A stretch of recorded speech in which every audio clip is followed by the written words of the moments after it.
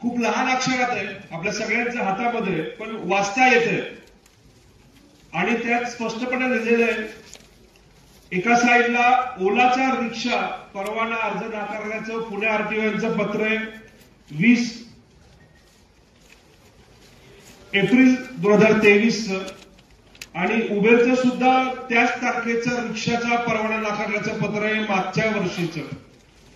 दुसऱ्या बाजूला कॅबचा ओलाचा परवाना नाकारण्याचं पत्र आहे 12 मार्च 2024 आणि त्याच्या खाली उबेरचं कॅबचा परवाना नाकारण्याचं पत्र आहे 12 मार्च 2024.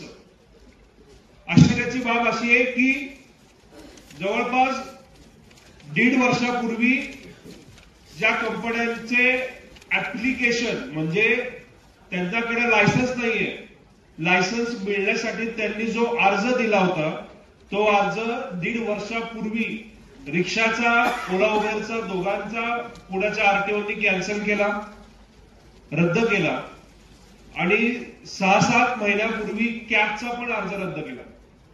आणि कुठल्याही प्रकारे कायदेशीर परवानगी नसताना, परवाना नसताना हे लोक तुम्हाला लुटतायत. म्हणजे चोराने रस्त्यावर चोरी केली आपण समजू शकतो, पण जर का चोर पोलीस चौकीत जाऊन चोरी करायला लागला आणि पोलीस म्हणले ठीक आहे चोर आहे ना त्याचं काम करतोय, तर हे खूप झालं.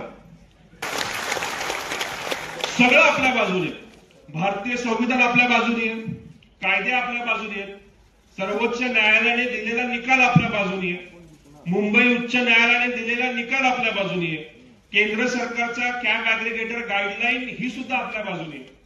मार्च 2024 मध्ये आपण जो बंद केला तो आपल्याला 3 दिवसांनी मागे घ्यावा लागला, कारण की काही लोकांचे सगळं आयुष्यातले प्रॉब्लेम तेव्हाच आले होते.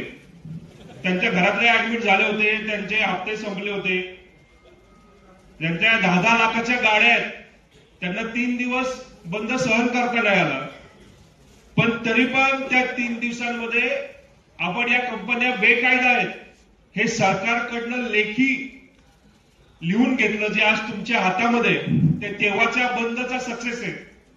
फिरतात ना, त्यांना सांगायचं खरं प्रामाणिक असताल तर 8 प्रश्न आहेत आणि 8 प्रश्नातल्या निम्म्या प्रश्नाची तरी उत्तर देऊन दाखवा. तुम्ही खूप मोठे IAS अधिकारी आहेत ना, तुम्ही लय उच्च शिक्षित आहात, तर तुम्हाला या 8 प्रश्नांची एका वाक्यामध्ये फक्त उत्तर द्यायचे. तुम्ही 50% जरी गुण मिळवले, 8 प्रश्नातल्या तुम्ही 4 प्रश्नाची जरी उत्तर दिली तरी आम्ही लगेच संघटना बंद करतो. हे त्यांना आपलं ओपन चॅलेंज आहे. तुम्ही एवढे प्रामाणिक नसताल की 8 प्रश्नांची उत्तरं द्या, कारण की जर काय त्यांनी या 8 प्रश्नांची प्रामाणिकपणे उत्तरं दिली तर ओला उबेरच्या मालकांना जेलमध्ये बसावं लागेल.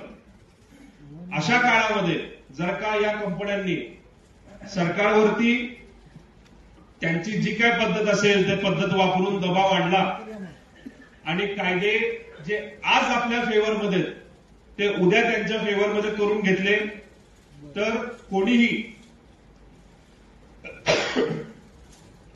आपण तर छोटी लोक पण कोणीही आपल्याला या संकटातनं वाचवू शकणार नाही.